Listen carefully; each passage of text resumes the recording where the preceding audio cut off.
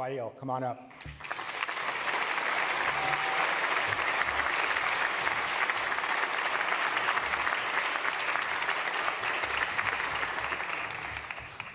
Hi, everyone.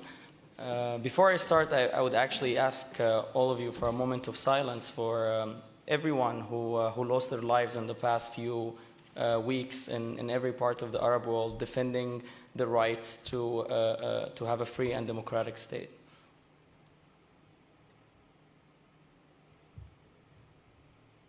Thank you. I'm not a good public speaker. I know how to tweet and write Facebook messages, but I'm not good with public speaking. So I hope you don't focus too much on the way I will speak. And the second surprise is that I have not prepared anything for this. I never thought of what would I say, and I believe that it's better to just speak out your mind than to prepare anything. First of all, I think one thing I was thinking about myself coming here, that I'm kind of overrated. I think I'm in a position where I don't deserve to be in that position, because this was not about me. And despite the fact that the media likes to make it about one person or create a hero, this revolution, there was not a single hero. There was not the hero. There was everyone in Egypt was a hero.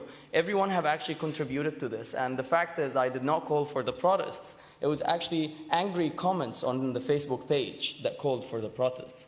After Tunisia happened, a lot of the Egyptians were very mad and felt very competitive. They were like, if that happened in Tunisia, why can't it be happening in Egypt? You have to call for a protest. All what I did was very simple. It was create a new event, write revolution, put 25th of January, and publish. And that's basically my contribution to this revolution. And of course, writing and convincing people that we've got to go to the streets. Today, I'm a proud Arab. I'm a proud Muslim. I'm a proud Egyptian.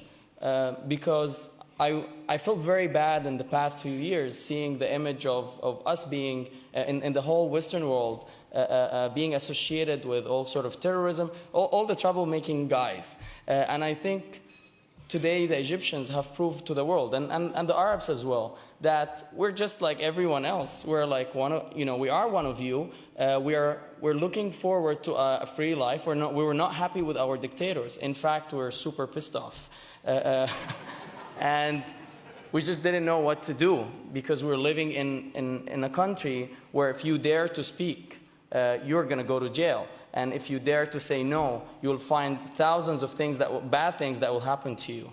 Randomly selection in airports is not one of them. They actually capture you and put you in jail right away.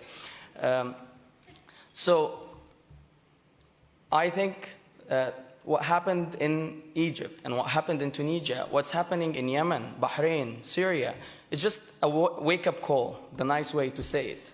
I say it in other places, a slap on the face of the international community. All these politicians that thought stability is more important than democracy, and that interests are much more important than values, and that we let them have problems as far as the region is stable, let them live in misery. That kind of wake-up call, I hope all of us will get that message.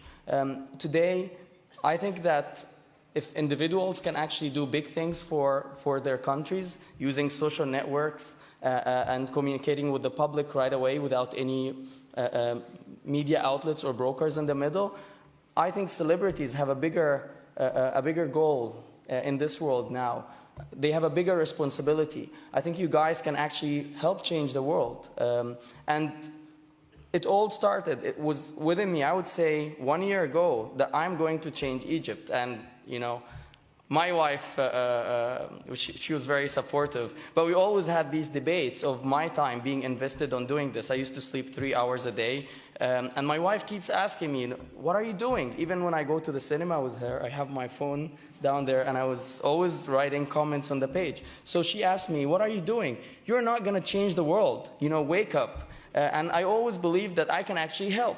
If every one of us starts from a belief that big things can happen out of what they are doing, big things will happen. And thanks, of course, to technology, to the companies the ones like the one I work for, and Facebook and Twitter, access to people became much easier. Well, 1 minute remaining.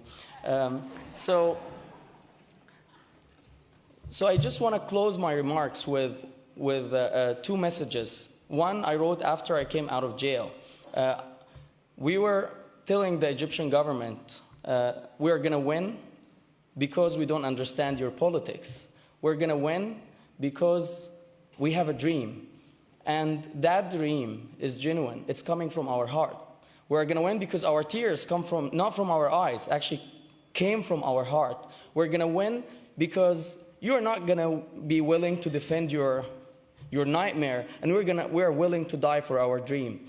The Egyptians, the Tunisians, and the rest of the people in the Arab world are proving today that the power of the people are much stronger than the people in power. Thanks, everyone.